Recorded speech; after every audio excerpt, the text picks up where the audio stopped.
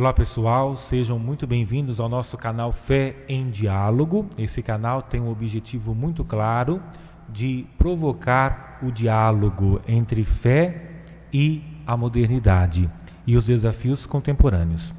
E é claro que diante da vida nós devemos levar em consideração as diversas abordagens que são necessárias que nós levemos em consideração dada a complexidade do real. Então quero pedir a você que compartilhe esta live, compartilhe, dê um like também nesse vídeo e também se inscreva no canal Fé em Diálogo. Então toda semana você terá a oportunidade de participar de algum tema e aprofundar esse tema à luz da fé e também da própria ciência, né? Então a razão e a fé são duas asas que nos elevam a Deus, né? Então hoje nós iremos falar de um tema muito especial sobre as doenças do trabalho, aspectos pessoais e jurídicos. Nós bem sabemos que o trabalho, ele dignifica o ser humano e assim nós também somos pelo trabalho colaboradores no progresso da sociedade. Então quando nós falamos de vida, nós também falamos do desenvolvimento do labor do ser humano que constrói cultura, que constrói a civilização a partir de princípios, não? E é claro que o trabalho ele também possui uma dimensão psicológica, uma dimensão sociológica, uma dimensão jurídica, não? Então, quando nós nos colocamos no propósito de olhar para o fenômeno do trabalho em si, existe aí diversos fatores que estão implicados, né? Desde a questão afetiva, desde a questão vocacional, desde a formação técnica, desde o aperfeiçoamento e ao mesmo tempo a dimensão relacional também no trabalho, que compreende em alguns aspectos jurídicos que estão a serviço da dignidade da pessoa humana e, é claro, do bem da sociedade. Então hoje nós temos aqui a presença do advogado Claudinei Jung, ele que é advogado trabalhista e vai aprofundar esse tema conosco hoje. Então quero agradecer muito a presença do Claudinei aqui, que de maneira muito solícita, né, atendeu o nosso convite para então aprofundar sobre esse tema. Então Claudinei, sinta-se muito bem-vindo aqui no canal Fé em Diálogo com o Padre Fernando Lorentz, que você possa de fato nos ajudar a avançar para águas mais profundas no que se refere à dimensão do trabalho. Boa noite, Padre Fernando, boa noite a todos que estão nos ouvindo aí no canal do Facebook, do YouTube. É um prazer estar aqui para tratarmos desse assunto que parece que virou rotina na vida familiar dos trabalhadores brasileiros, principalmente com o aumento das doenças mentais do trabalho. E ainda no Brasil nós estamos com uma dificuldade muito grande de lidar com tudo isso, essas novas formas de doença que vêm, que não são visíveis, como as doenças do corpo, né? Então é um prazer muito grande estar aqui para contribuir com o que nós pudermos sobre as doenças do trabalho. Eu sou advogado trabalhista e tenho mais de uma década nesse assunto e ultimamente tenho me dedicado muito ao estudo das doenças do trabalho e principalmente num sentido de prevenção de doenças do trabalho, porque depois de instalado um problema, aí cabe ao advogado, no meu caso é advogado trabalhista, pedir uma indenização por reparação de danos, né? E nós vamos ver aí como caracterizar a doença do trabalho e como pedir essa indenização, como que funciona, quando que é a culpa do empregador. Na medida do possível aí nós vamos desenvolvendo esse assunto, mas eu tenho uma preocupação muito grande porque às vezes a gente não consegue resolver realmente aquele problema daquela pessoa no sentido de restabelecer a saúde dele, que é uma preocupação mundial aí, né? Esse mês nós tivemos aí o dia da saúde mental, né? Tivemos o dia do médico, né?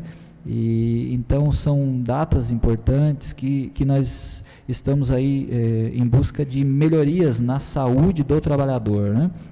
Então esse assunto aqui ele é muito pertinente, hoje está muito aí sendo falado, e eu li uma reportagem agora há pouco, falando do quanto a pandemia tem causado problemas na saúde dos trabalhadores, que tem trazido o escritório, tem trazido a empresa para dentro de casa, né?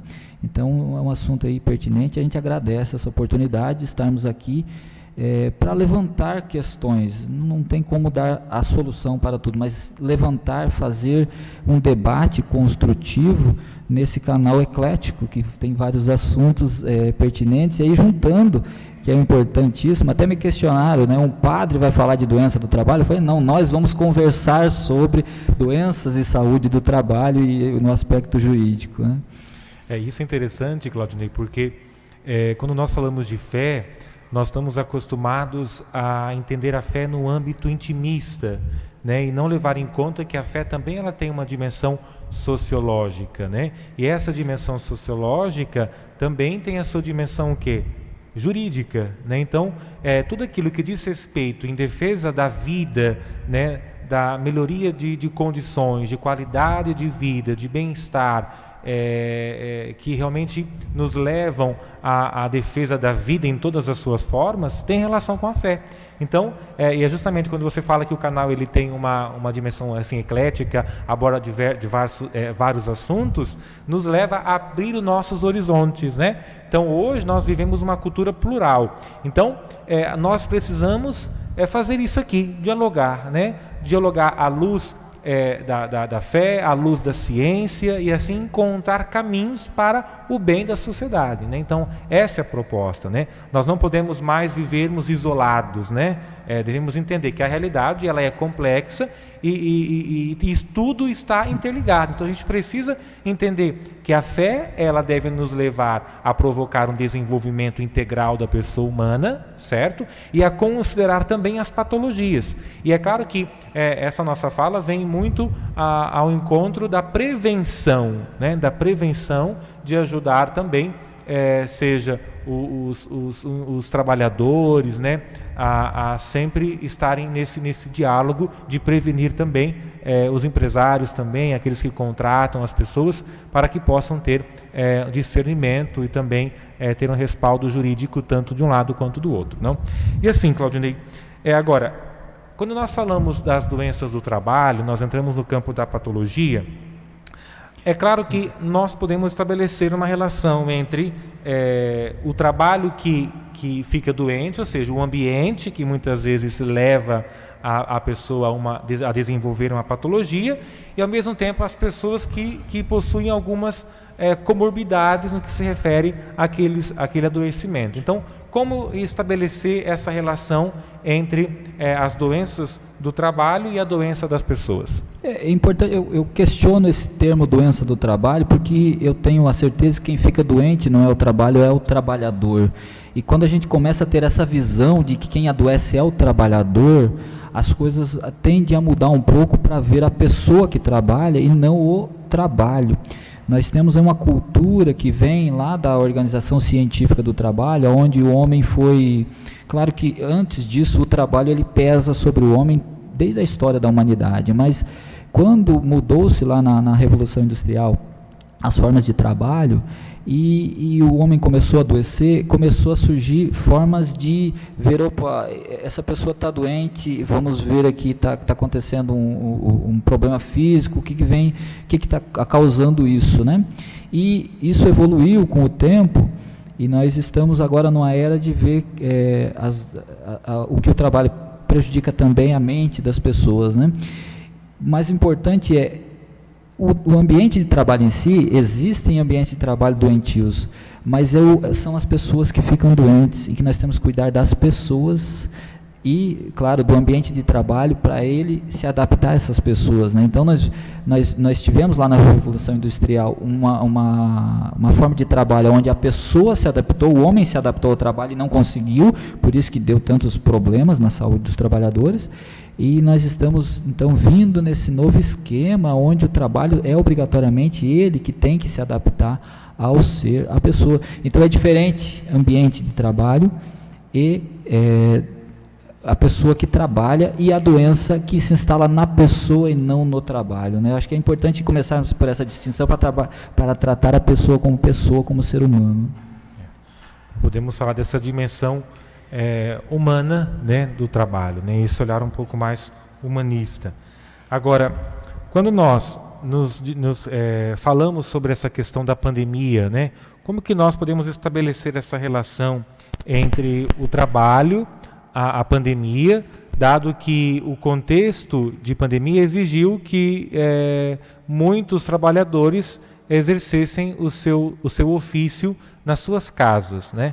Então, nesse contexto de pandemia, como que nós devemos refletir sobre há uma tendência a se valorizar o serviço home office, ou isso muitas vezes prejudica o desempenho da própria pessoa, né? Então, vejam que são várias situações que nos levam a considerar o trabalho nas diversas realidades, né? Daquelas pessoas que estão trabalhando nas instituições, aquelas pessoas que estão desenvolvendo o seu trabalho na sua própria casa, e é nesse contexto todo a gente deve chamar os trabalhos, né? O trabalho que tem como finalidade o aperfeiçoamento, o cultivo, o reconhecimento, né? E a pandemia sempre nos leva a esse grande questionamento, não? Então é importante a gente se dar conta quais são os impactos da pandemia nesse tempo de trabalho home office. O escritório, quando nós falamos de doença do trabalho, nós sempre pensamos a empresa, o local de trabalho, né? E com essa pandemia isso se mudou e o local de trabalho está sendo dentro das casas. Então essa reportagem que eu acabei de ler aí, ela fala que as pessoas com a pandemia aumentaram em 40 horas de trabalho por mês a sua quantidade de trabalho.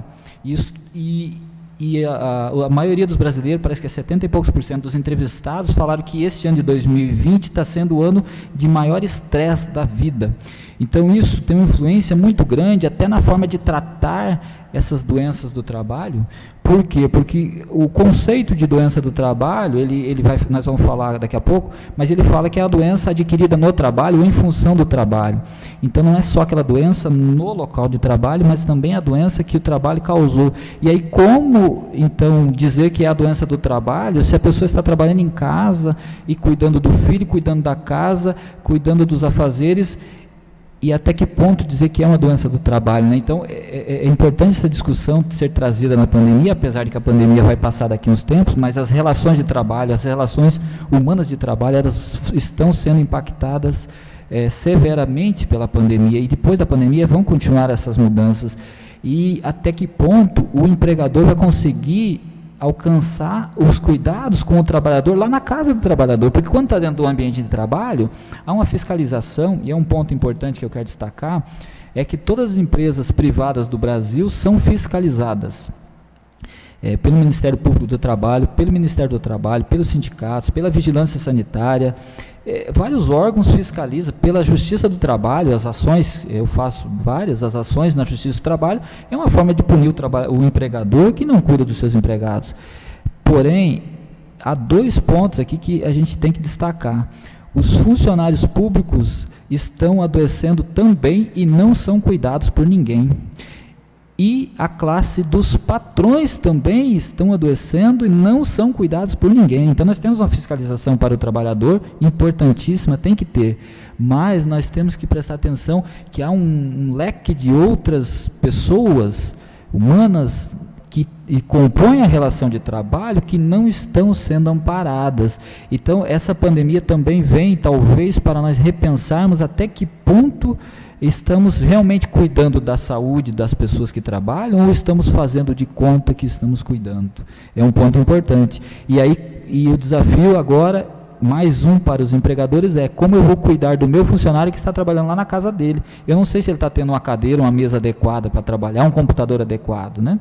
Então são questões que nós vamos ter que trabalhar ainda, vamos ver como é que vai ficar na própria justiça essa questão aí. Mas o ponto primordial nosso é termos atenção para esses fatos que estão modificando e que influenciam na saúde e na doença do trabalho, né?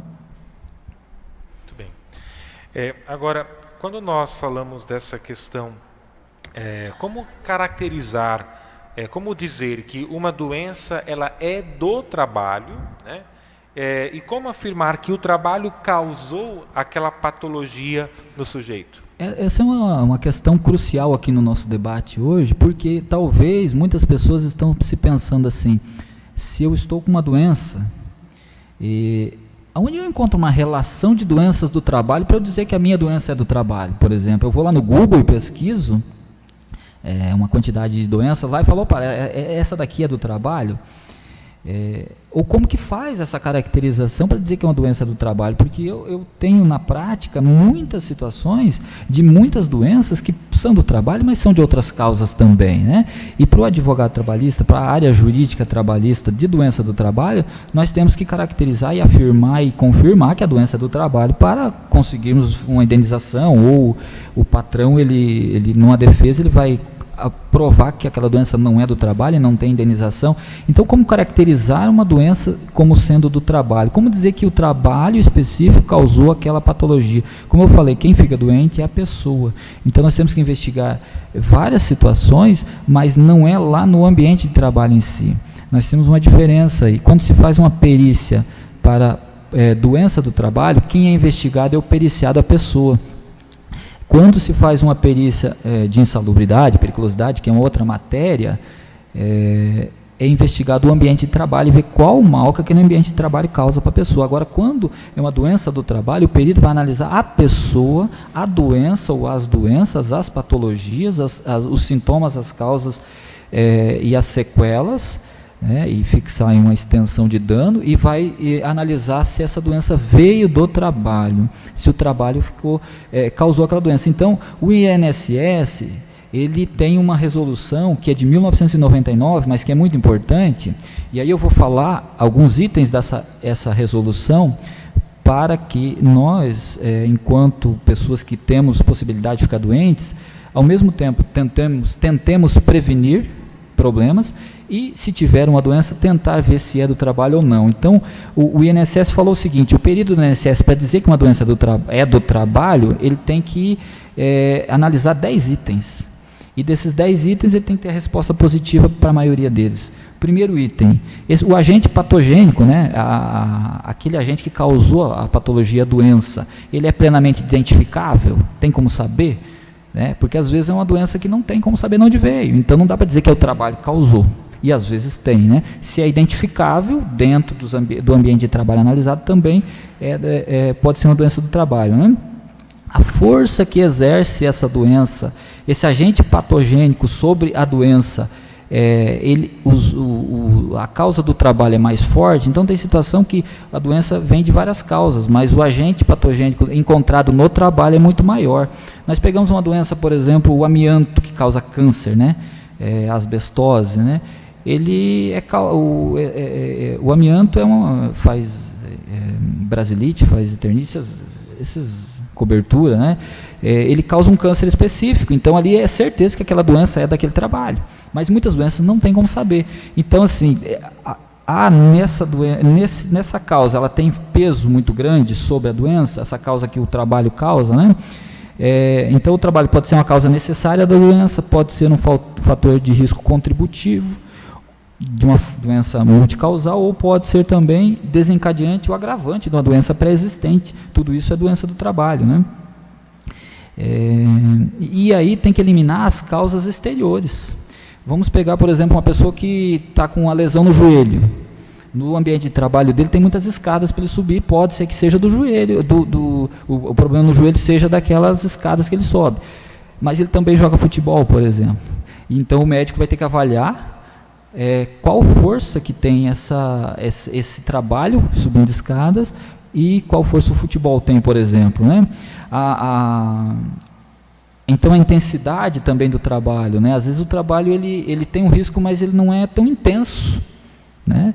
Então não há um grau de exposição muito grande. Então às vezes ou se é um grau de exposição maior. Tudo isso o perito vai ter que ir analisando. Nós não vamos entrar a fundo porque isso aqui é coisa muito técnica, né?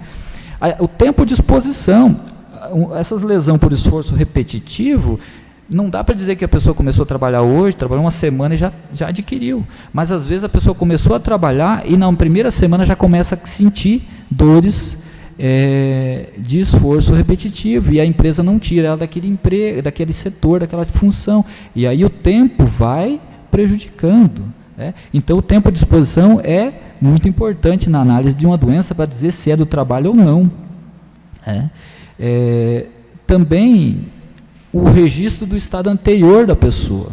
Então o perito vai ter que ver se essa pessoa não estava com essa doença anterior, se ela não trabalhou em outros empregos que também lhe causaram esse mal, né? E também, às vezes, doenças endêmicas, epidemiológicas também, que causam alguns malefícios e não são necessariamente adquiridas dentro do trabalho. Então são esses fatores, basicamente, para dizer, olha, é uma doença do trabalho ou não é. E aí mais para frente nós vamos caracterizar dentro da lei previdenciária, então, o que é uma doença do trabalho legalmente. Aqui nós estamos falando na parte médica, o que o médico vai olhar, né? Claro que eu não sou o médico para estar dizendo aqui todas as questões, e também levaria talvez dias para nós conversar. Mas são esses fatores para a gente observar sucintamente se essa doença vem do trabalho e como eu vou prevenir, né? Porque o tempo de exposição, por exemplo, eu começo a trabalhar num lugar e começa a me prejudicar. Então eu tenho que ficar atento para ou sair dali ou pedir para mudar de setor. A empresa começa a receber atestados do empregado. Não é demitindo esse empregado que ela vai resolver, mas é percebendo que aquele empregado está começando a adoecer. Por isso, todas as empresas são obrigatórias a ter um programa de controle médico de saúde ocupacional. Todas as empresas que tenham empregados são obrigadas a ter um programa de controle médico. Por quê? Porque o médico vai ver se aquela pessoa está adoecendo. Não quer dizer que não é para contratar uma pessoa doente, mas o trabalho não pode agravar aquela doença, né? Então é basicamente isso que a gente vê, pode dizer de como caracterizar uma doença do trabalho. Sei que é rápido, mas dá para ter uma noção aí, né? Certo? Perfeito. Agora, quando nós falamos da doença, nós devemos falar, claro, da saúde, né? Quais são as obrigações do empregado em relação ao seu emprego para manter a sua saúde? Existem algumas obrigações jurídicas com relação a isso? Então, isso é muito importante, a gente levanta essa questão, por quê? Porque por dois fatores principais. Primeiro, todos nós somos obrigados a cuidar da nossa saúde, né? E aqui nós vamos falar do que a lei fala sobre isso. E outra questão, não dá para deixar para outro cuidar da saúde, porque depois que aconteceu não tem como voltar mais, né? Então não dá para ficar esperando outras pessoas cuidar. Mas nós vamos ver também as obrigações do empregador. Primeiro eu coloquei do empregado, nós levantamos aqui do empregado, porque o empregado às vezes ele tinha a ideia de que ele era totalmente protegido, mas mesmo que ele é totalmente protegido, como eu falei, não adianta esperar acontecer um problema, não adianta a pessoa se submeter a um trabalho que lhe vai fazer mal para depois pegar uma indenização. Isso não vai resolver a vida dele. Pelo contrário, os problemas de doença do trabalho e acidentes do trabalho, eles têm um impacto tanto na pessoa que fica doente, quanto na família que fica doente, que sofre junto. A sociedade perde ali uma pessoa produtiva, o INSS tem que cobrir gastos, a saúde pública tem que cobrir. Então assim, os empregados eles têm obrigações sim, e a lei fala no artigo 158 da CLT, né, especificamente, cabe aos empregados observar as normas de segurança e saúde no trabalho, inclusive aquelas que o patrão lhe passa. Por isso que tem a obrigação, no artigo anterior, dizendo que o patrão é obrigado a passar as normas de segurança e saúde no trabalho para a pessoa, e o empregado é obrigado a cumprir. Se não cumprir, o que acontece?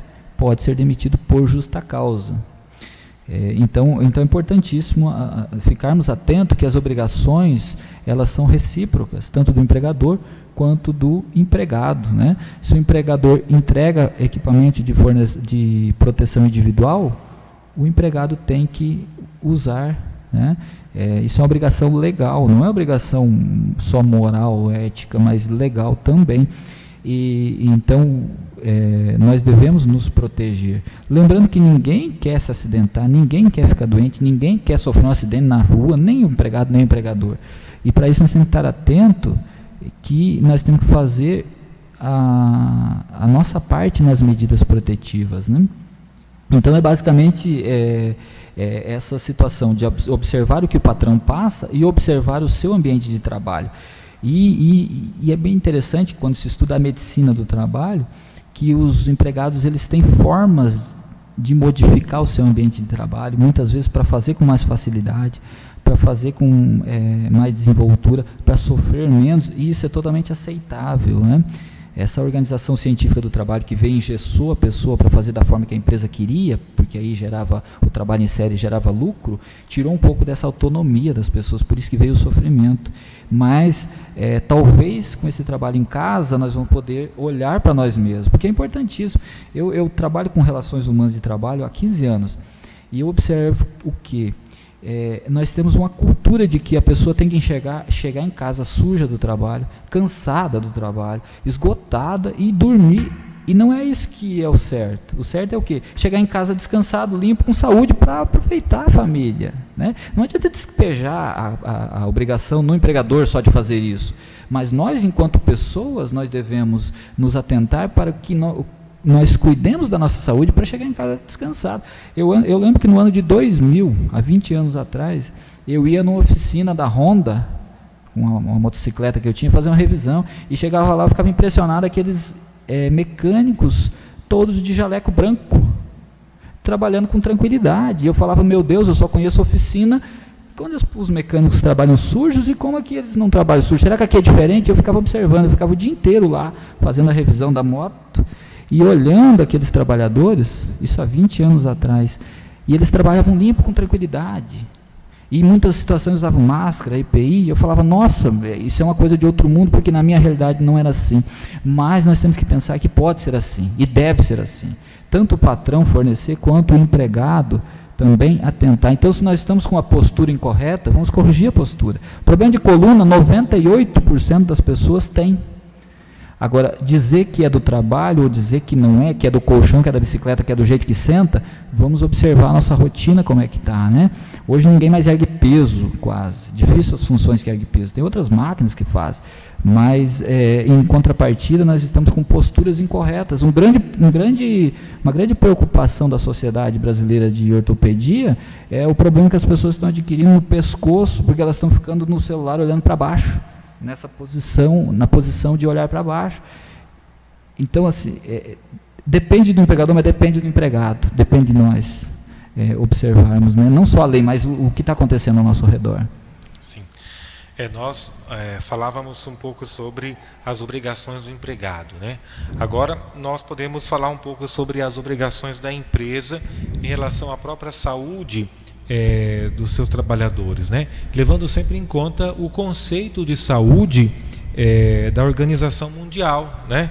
Que diz que é um estado de completo bem-estar físico, mental e social, e não somente a ausência de afecções e enfermidades, não? Então, como que a gente pode perceber as obrigações da empresa com relação à saúde do empregado?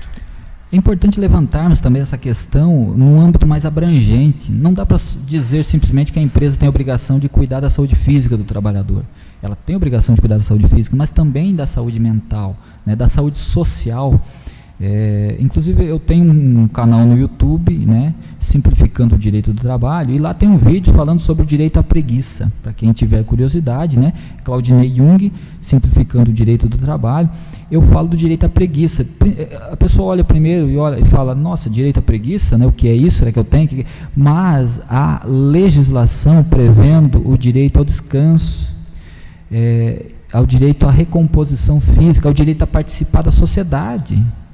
Então, nós não podemos dizer simplesmente que a empresa tem obrigação só no ambiente de trabalho, só com a questão física do trabalhador, mas ela tem como o conceito de saúde da Organização Mundial da Saúde, que evoluiu, dizendo que o estado de saúde, a saúde é um estado de completo bem-estar físico, mental e social, quer dizer, abrange vários aspectos. A obrigação do empregador também vai nesse sentido, né, de cuidar não só lá do físico, mas cuidar também do social, e existe indenização, inclusive, pela perda do lazer. A pessoa que trabalha final de semana direto, que trabalha sem folga, ela perde convívio com a igreja, com o futebol, com amigos, com família, e há uma indenização por perda do lazer, há uma indenização por dano existencial. A pessoa às vezes eu tenho processos nesse sentido, ela quer fazer uma faculdade à noite, mas a empresa obriga ela a ficar de plantão à noite, ela não consegue estudar, então ela teve frustrada uma expectativa de vida. Isso é obrigação do patrão, cuidar da saúde da pessoa nesse sentido, né? Então, é muito abrangente o conceito das obrigações da empresa. Mas nós olhando especificamente a lei, por exemplo, na CLT, lá na consolidação das leis do trabalho, há previsão lá de que o empregador tem que cumprir e fazer cumprir as normas de segurança e medicina do trabalho. Então, ele tem que cumprir e colocar em prática, né, fazer os trabalhadores cumprir. Na lei da Previdência Social também fala, inclusive é crime o empregador que descumpre as leis sobre medicina, segurança e saúde no trabalho. É importante, então, ficar atento, porque, por exemplo, se acontecer um acidente de trabalho, hoje nós temos uma cultura no Brasil ainda que o trabalhador pede uma indenização e, às vezes, o Ministério Público do Trabalho vai lá com um outro processo. Mas o empregador pode responder criminalmente num caso de um acidente de trabalho, por exemplo, porque ele não cumpriu as normas de segurança e saúde no trabalho. Eu conheço donos de empresa que têm processo, estão respondendo processo por isso, né? Então, a obrigação do empregador ela é ampla e as indenizações na Justiça do Trabalho vão todas nesse sentido. O empregador tem que proteger o trabalhador que trabalha para ele, vende para ele a mão de obra no ambiente de trabalho, porque o empregador ganha lucro com isso, né? Então é importante ficar atento. O empregador ele tem muita responsabilidade ampla, né, geral, inclusive cuidar dele mesmo também, como nós já falamos, né? A sobrecarga de trabalho também ela é um problema, não? Porque às vezes o empregado ele tem uma grande necessidade de realmente aumentar o seu salário, né? E como que fica isso? Porque tem as horas que são trabalhadas, né? Mas ao mesmo tempo o trabalhador ele fica tentado. Se eu trabalhar tantas horas a mais, eu vou receber X. Como que fica isso perante a lei? Então, há previsão de hora extra, até 2 por dia, é possível o empregado fazer e o patrão pagar, né? Mas quando veio o direito e limitou a jornada de trabalho a 44 horas semanais no Brasil, por exemplo, e falou que a hora extra tem que ser paga com plus, um acréscimo salarial de 50%, ela está dizendo, olha, vamos cuidar da saúde. Quando a norma falou assim, vamos ter um intervalo de almoço, um intervalo de noite de 11 horas entre uma jornada e outra, vamos ter um intervalo no final de semana, vamos ter férias, todas essas normas estão mandando cuidar da saúde, né? Então essa sobrecarga de trabalho, como eu falei, ela gera ali um pagamento. É interessante porque nós não temos tempo para falar de direito de trabalho específico, mas, por exemplo, o empregador que coloca o empregado trabalhar sábado e domingo, a semana inteira, sábado e domingo, ele vai pagar, além das horas normais da semana, vai pagar hora extra, vai pagar adicional noturno, às vezes porque é de noite, né, das 10 da noite às 5 da manhã, vai pagar a indenização do intervalo interjornada, dessas 11 horas de descanso que o empregado tinha que ter, não tem, às vezes ele tirou plantão, final de semana inteiro, né? E vai poder, às vezes, ter uma condenação dessas por perda do lazer, que o empregado perdeu o lazer dele de descansar com a família. E vai perder, o que eu acho que é muito importante para os empregadores, vai perder a produção. Por quê? Porque todas as pesquisas comprovam que a pessoa que trabalha horas a mais, ela produz menos. Então, o foco do empregador teria que ser não em exigir horas a mais, até dar mais descansos, né? Esse direito à preguiça é um livro de 1880 que o autor escreveu, o Paul Lafon. Ele fala que naquela época já tinha pesquisa comprovando que as pessoas que trabalhavam menos produziam mais. E hoje algumas empresas inteligentes, elas já estão fomentando isso. Não é deixar a pessoa de folga, mas fazer com que a pessoa produza mais no tempo de trabalho do que mais tempo de trabalho desgastando, porque se nós não recompomos a nossa saúde, e nós estudamos isso em neurofisiologia, por exemplo, né? O organismo a cada 24 horas ele precisa dormir, não tem jeito, ele precisa descansar. Então essas horas a mais de trabalho, e aí as jornadas duplas, triplas, porque a pessoa tem os afazeres em casa, tem o estudo, tem outras coisas para fazer, tudo isso acaba prejudicando a produção e não aumentando a produção. Interessante, né? Então é importante a gente ter esse olhar, né, para a saúde, né? De tal modo que o trabalho não pode, de modo algum, escravizar a pessoa, né? Mas ao mesmo tempo deve levar a pessoa a um crescimento, a um desenvolvimento humano integral, né? E o Papa Bento XVI, ele escreveu uma carta encíclica chamada Caritas in Veritatis, sobre o desenvolvimento humano integral da pessoa, né? E é claro que o trabalho é uma das dimensões que o indivíduo tem condições de se aperfeiçoar e ao mesmo tempo contribuir com a sociedade, com o progresso do bem comum, né? Então essa dimensão do trabalho, a gente pode falar da dimensão pessoal, né? E a dimensão pessoal que diz respeito à dimensão física, à dimensão psíquica, né? A necessidade do descanso, do lazer, né? E é claro, tem essa dimensão social no que se refere ao progresso da sociedade, né? Da civilização. E é interessante a gente se dar conta disso, de que o trabalho ele não pode ser visto simplesmente do ponto de vista do indivíduo, né? Claro, também do indivíduo, porque com certeza, né, ele é protagonista nesse processo de crescimento, de amadurecimento, de aperfeiçoamento, e ao mesmo tempo também o trabalho ele é fator fundamental do desenvolvimento da sociedade, não? Não há uma sociedade sem trabalho, isso é uma coisa lógica, né? Então tem que ter esse equilíbrio, né, entre o trabalho e a saúde. E o trabalho ele tem esse âmbito de sustentabilidade na sociedade, como a família tem, né, como a fé tem, o trabalho tem também esse papel. E por isso essa preocupação minha e de muita gente, porque, por exemplo, a fé não faz mal para as pessoas, pelo menos eu não tenho visto fé fazer mal, né? Família tem as dificuldades, mas ajuda a engrandecer. Mas o trabalho tem feito mal para as pessoas, ou as pessoas têm absorvido mal. Porque o que é uma doença do trabalho em si? Ela é uma doença, ele é um estado de insatisfação no trabalho, onde a minha vontade, eu quero fazer alguma coisa, não está compatível com o que eu estou fazendo, né? Então, o trabalho não pode adoecer as pessoas. E como eu estou absorvendo? Uma questão que nós levantamos, então, por que uma pessoa que trabalha no mesmo local do que a outra, ela adoece e a outra não? Às vezes com o mesmo tempo de serviço, a mesma idade, o mesmo sexo, pessoas idênticas não, iguais, parecidas, similares, trabalhando no mesmo setor. Você pode pegar uma faxineira sua, por exemplo, uma doméstica. Às vezes a doméstica sua, ela trabalha 15 anos e não fica doente no trabalho. Uma outra trabalha 2 e fica doente no trabalho. E é uma questão, então, a se levantar, como que nós estamos absorvendo essa carga de trabalho, né? Não colocando a culpa nos trabalhadores de forma alguma, mas dizendo assim, olha, o que o trabalho te causa? Prazer ou dor, né? O que eu quero do trabalho? Prazer, sustentar minha família, me sustentar, crescer profissionalmente, ou quero dificuldade, né? Eu acho que é uma questão de trazer para nós, né? Quando eu falava de palestras por aí motivacional, eu sempre levantava uma questão assim, o que o teu trabalho produz, né? Aí a pessoa falava, nossa, eu produzo, sei lá, leite, né? Eu falo, mas esse leite alimenta as famílias. Por isso que você fala, né, Fernando, da questão social do trabalho.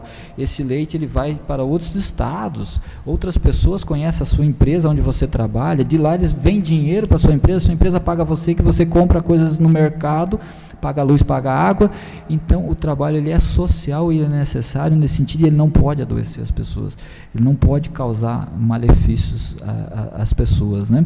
Então para essa pergunta, por que uma pessoa fica doente e a outra não, nós não temos resposta ainda, né? São fatores variados que influenciam, mas nós não temos ainda essa resposta. Mas o grande desafio dos empregadores nesse momento também é cuidar, então, individualmente de cada pessoa, né?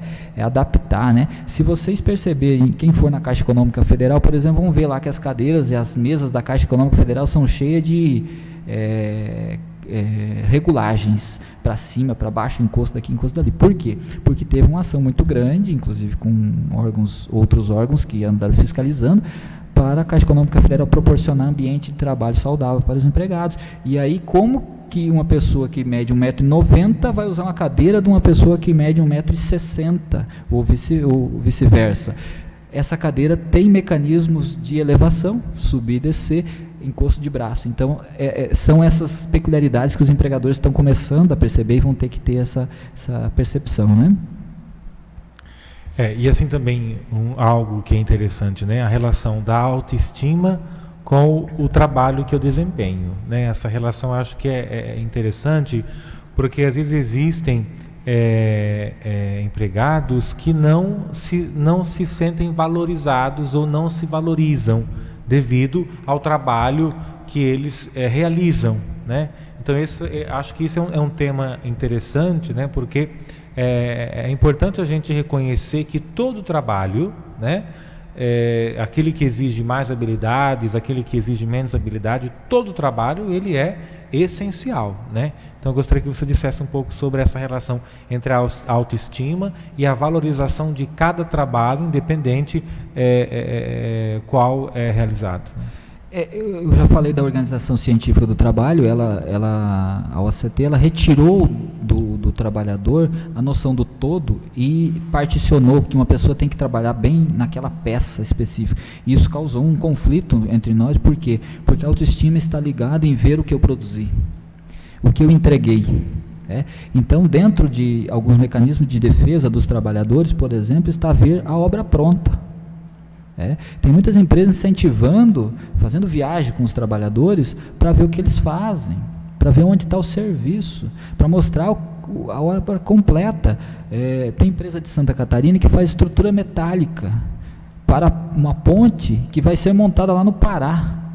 E aí aquele trabalhador que está lá fazendo a estrutura metálica, ele não sabe o que está acontecendo na outra ponte. Então tem empresas promovendo isso, fazendo semanas de integração dentro da própria empresa, com fotos, com vídeos, falando, olha, o teu serviço daqui está sendo colocado lá.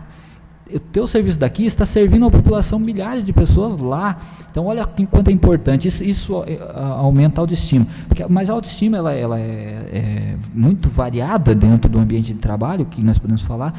Antigamente se pensava que aumentando o salário ia aumentar a motivação, a autoestima das pessoas. Hoje se vê que não, o salário é uma das partes. Essa parte de ver o todo é outra questão interessante. Bonificações, premiações, trabalho por produção, elogios, tudo isso ajuda muito na autoestima, e a autoestima ela é defesa do organismo, ela aumenta a nossa imunidade. A pessoa com a baixa estima, ela adoece muito mais, né? Então empresas inteligentes estão investindo agora, sabe no que? Terapia para os empregados, pagando plano de saúde, e os empregados fazem coach, fazem terapias com psicólogo, fazem hipnose, fazem vários tipos de terapia, porque aquilo traz resultado para a empresa depois, né? Então é importante essa autoestima. Pessoa motivada trabalha muito mais, feliz, melhor e não adoece, né?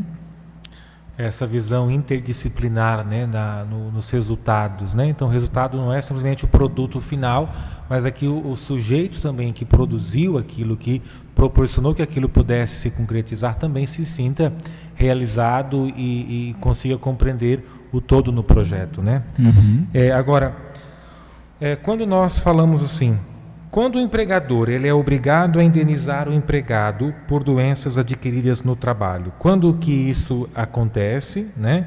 E quanto é o valor da indenização? Antes disso, eu tenho certeza que quem está nos ouvindo está em dúvida ainda sobre o que é uma indenização, o que é uma doença do trabalho realmente para a lei. Então nós vamos caracterizar a doença do trabalho e vamos na parte da indenização, né? A doença do trabalho, ela não tem uma lei específica trabalhista falando, olha, isso é uma doença do trabalho.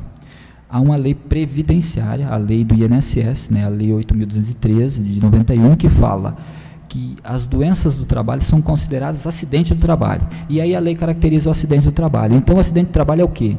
É aquele que ocorre pelo exercício do trabalho, né? A pessoa está fazendo alguma coisa trabalhando, né? A serviço da empresa, então pode ser fora do trabalho, mas a serviço da empresa, né? Provocando lesão corporal ou alguma perturbação funcional que causa a morte ou a perda ou a redução da capacidade para o trabalho, permanente ou definitivo. O que isso quer dizer? A doença do trabalho ela tem que ter um nexo com o trabalho, que é aquele que nós falamos acima, que o médico vai caracterizar o nexo, e tem que causar uma lesão. E aí que a gente entra num grande problema, porque muitas situações se caracteriza a lesão física, mas hoje nós estamos vivendo esse problema de lesão mental, né?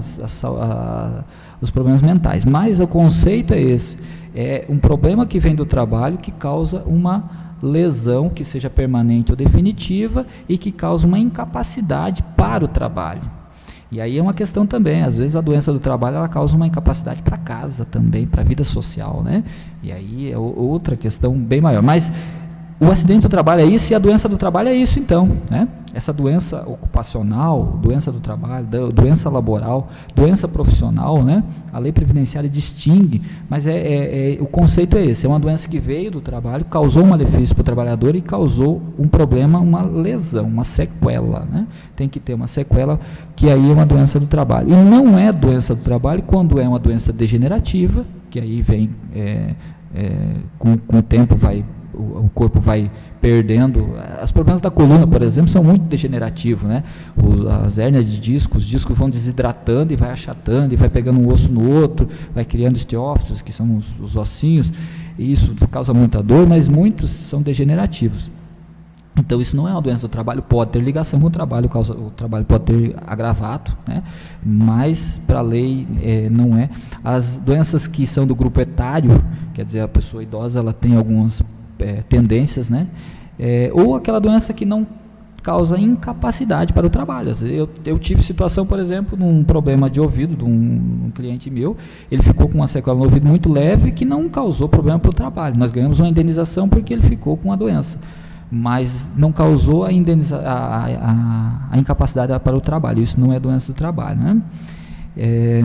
E a lei é enorme aqui, mas então tem que ter o nexo da doença com o trabalho, aquelas lesões que a pessoa tem que ter vindo do trabalho, tem que ter ligação, mesmo que seja com causa, ou o trabalho é causa única, ou é causa em uma porcentagem, 25%, 50%, 75%, que chama com causa, né? Tem que ter a culpa, a responsabilidade do empregador. Então tem situações que o empregador não tem responsabilidade, mas a grande maioria está sendo culpado o empregador que não proporcionou um ambiente seguro de trabalho, né? Então tem que apurar a culpa. Às vezes alguma situação é responsabilidade objetiva, só porque o empregado trabalha para o patrão, mesmo que o patrão não tenha ligação com aquilo, também tem o dever de indenizar. Por exemplo, o guarda de banco, né? Ele levou um tiro, alguma coisa assim, mesmo que a empresa fez tudo o que tinha que ser feito, mas se teve uma lesão, uma sequela, é obrigado a indenizar. Então nem olha se tem culpa ou não. Um motorista de carreta, por exemplo, que sofre um acidente por culpa de um terceiro, o patrão dele vai ser obrigado a pagar uma indenização se ele ficou com sequela. Isso chama responsabilidade objetiva, né? Então apura o nexo, a ligação entre a doença e o trabalho, a culpa da empresa, né? E o dano que teve. Quais danos?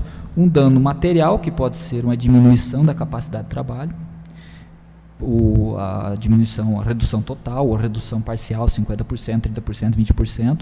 Isso também não tem uma tabela específica, tem umas tabelas da SUSEP, tem o código de Portugal que é usado lá das seguradoras, mas não tem uma tabela específica. Fala, olha, ficou com uma lesão na mão, vai tanto. Tem mais ou menos os peritos que fixam isso, né?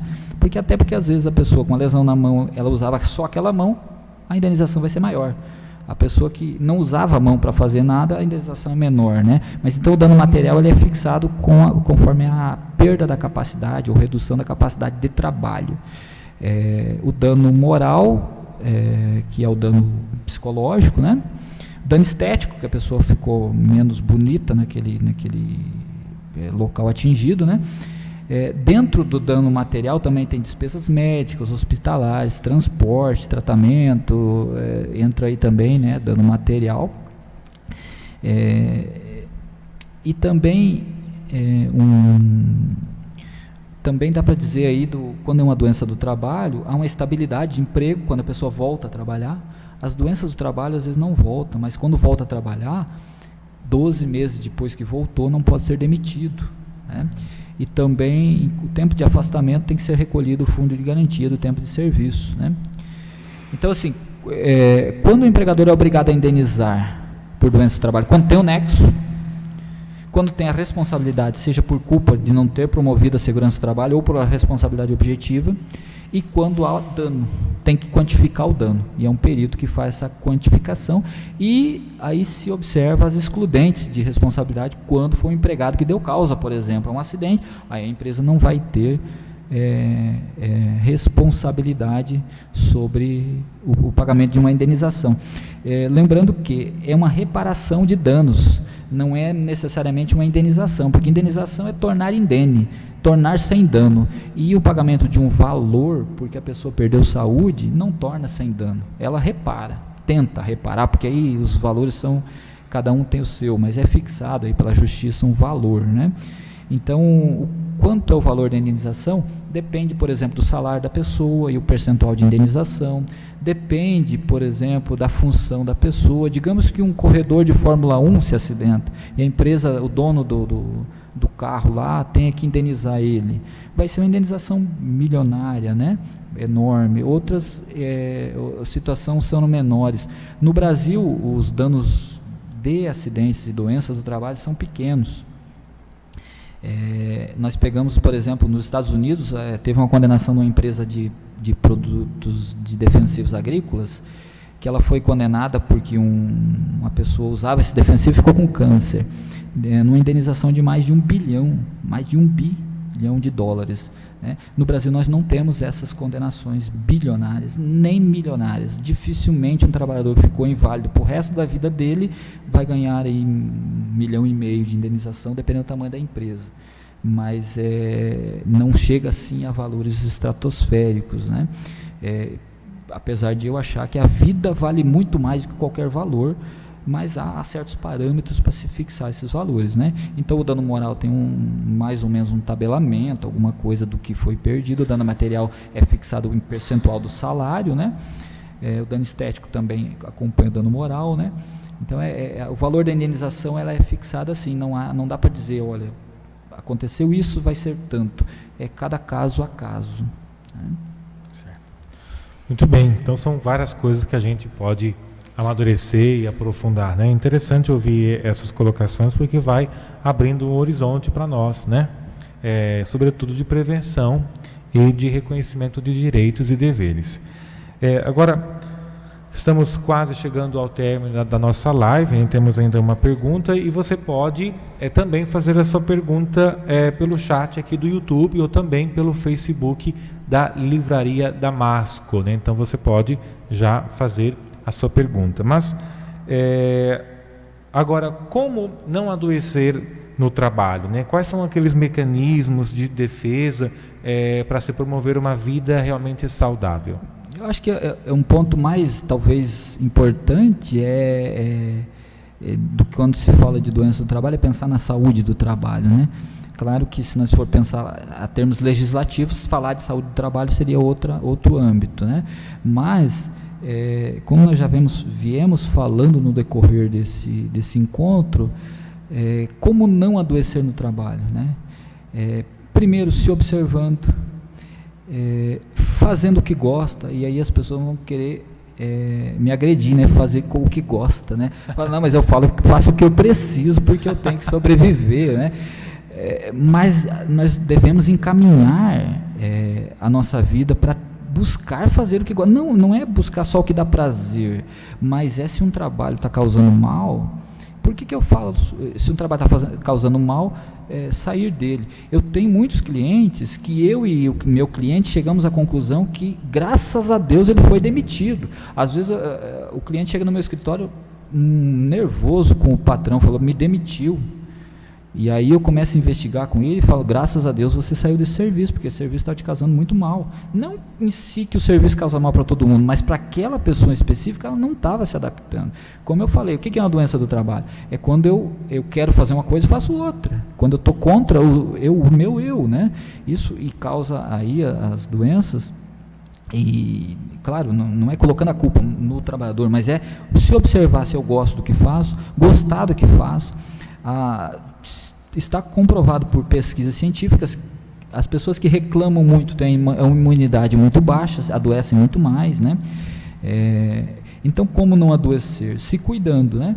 Como o empregador cuidar dos seus empregados, né? Então, nós já falamos aí que ele é obrigado a cuidar, contratando profissionais, né? Existem vários profissionais, por exemplo, ergonomia.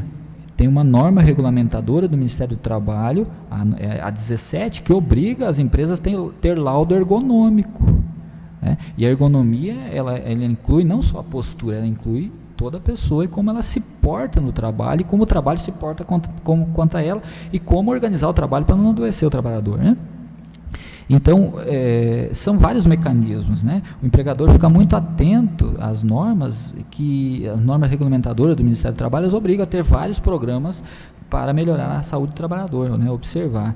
E quanto aos mecanismos de defesa, existem inúmeros, e aí entra na parte da psicopatologia, bem da medicina, e claro que nós não vamos entrar a fundo, né, mas, por exemplo, o trabalhador se identificar com o que ele consegue se proteger do trabalho. Há mecanismos de defesa coletivo, por exemplo, da construção civil, que trabalha com o medo e a coragem. Então, o medo de não se acidentar e a coragem de vencer o desafio, né? Isso é um mecanismo de defesa psíquico, mas que tem resultados para não ter doença do trabalho, né?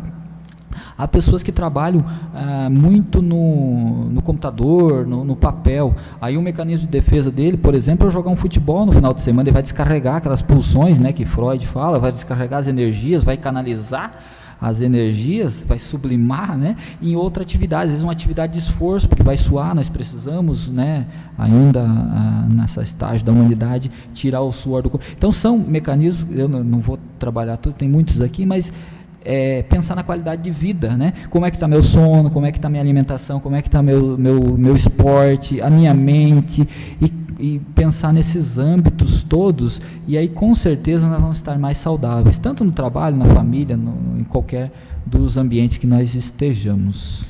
Você falava dessa questão de canalizar, né? A própria agressividade também, tanto do empregador quanto do empregado, né? Então, encontrar estratégias, né, mecanismos para que a gente possa oxigenar, né, a nossa vida psíquica e a nossa própria vida física, né? Quantas pessoas fazem uma aula de dança, fazem aula de música, fazem uma prática esportiva, né? Então, ou tem um hobby, então essas coisas acabam contribuindo muito para o nosso bem-estar, né? Então, tudo isso proporciona também uma maior qualidade de vida nos próprios relacionamentos também, né? Então, é olhar o bem da pessoa na sua totalidade, né? O trabalho nunca pode nos sufocar, né? O trabalho sempre deve ser exercido de uma maneira muito agradável, né? No sentido de que isso não quer dizer que nós não vamos enfrentar dificuldades ou momentos de maior tensão, mas a gente precisa encontrar estratégias que nos levam a prevenir essas doenças do trabalho, né? E aí é onde requer uma parceria entre o empregador e também o próprio empregado, né? Então, a saúde mental do empregado e também do empregador, ela é essencial, né? E a gente fala também que como é importante entender aquela lógica, né, do opressor e do oprimido. Eu penso que tem se superado isso, né? E o Papa Francisco nos fala de uma cultura do descartável. Não podemos olhar o outro como um descartável, né? Uma visão meramente pragmática, né? Claro que a gente tem que ter aquele olhar de gestor, né? E ao mesmo tempo é um olhar que proporcione a pessoa a viver essa dignidade de maneira saudável, né? Proporcionar isso. E às vezes tem algumas ocasiões em que é necessário não dizer basta, né? Esse trabalho não está me fazendo bem, não estou correspondendo às expectativas, então é necessário mudar de rumo, né? Então, para isso tudo é preventivo, né? O cuidado com a saúde que muitas vezes na vida nos leva a dizer basta, vou exercer uma outra atividade que de fato me proporcione uma qualidade de vida melhor, né? Não é à toa que é chamado recursos humanos. Dentro da própria empresa, as pessoas são recursos humanos. Não é recurso no sentido de exploração, mas no sentido de que ali está um patrimônio da empresa, né? Então tem que ser cuidado, sim, com certeza. Muito bem, então quero agradecer a participação aqui de várias pessoas que estão nos acompanhando pelo Facebook da Livraria Damasco e também pelo chat aqui do canal Fé em Diálogo. Você se inscreva aí no nosso canal Fé em Diálogo também. Nós temos um canal, né? Qual que é o nome do seu canal? Claudinei Jung, Simplificando o Direito do Trabalho. Eu vou depois disponibilizar também no meu canal esse assunto, né? Só enfatizando que talvez as pessoas tinham expectativa, quem nos assistiu aí, que a gente falasse só de lei né? Mas a ideia é justamente abrir o leque de reflexões e pensar no sentido de prevenção dos problemas, né? Porque eu não venho aqui fazer propaganda do meu serviço, eu quero ajudar as pessoas de uma forma que eu possa contribuir realmente. Então, espero que a gente tenha atingido esse objetivo de pensar, pelo menos, na saúde do trabalho, né? Não só na doença, né? Muito bem. Então, quero agradecer aqui a parceria da Livraria Damasco, né? Que sempre tem aí sido parceira na transmissão das lives. Agradecer também a Pascom, agradecer ao CPP, na pessoa da Rógina, que é a coordenadora paroquial, também da Cláudia, da Pascom paroquial, né? Agradecer SSJ Expoente, né? Pela atuação, pela a dinamicidade com a qual tem conduzido os trabalhos, né? E obrigado também ao Claudinei, né? Que prontamente e serenamente nos levou a aprofundar esse tema tão importante sobre a saúde e os aspectos pessoais e jurídicos da doença do trabalho, né? Então, muito obrigado e faça agora, portanto, as suas considerações finais. Agradecer o espaço para a gente levantar esses assuntos. Como eu já falei, eu angustiei muito, né? Eu angustio quando eu pego uma situação que eu tenho que fazer um processo contra uma empresa, eu tenho que ir lá pedir uma indenização, uma reparação para um trabalhador que eu não consiga cuidar da saúde. Então, eu dou um jeito de mandar eles tratar e também cuidar da parte jurídica, né? Então, é um espaço que você está abrindo, Fernando, muito importante. E eu só tenho a agradecer e espero ter contribuído. Essa é a minha esperança. Muito obrigado. Muito bem, se inscreva lá no canal do Claudinei Jung, né? Simplificando o Direito, o nome do canal dele, você poderá ter acesso a outros conteúdos também no campo jurídico. Então, muito obrigado a você que participou conosco desta live sobre a doença do trabalho, aspectos pessoais e jurídicos, e se inscreva aí no nosso canal Fé em Diálogo com o Padre Fernando. Muito obrigado e um forte abraço a todos.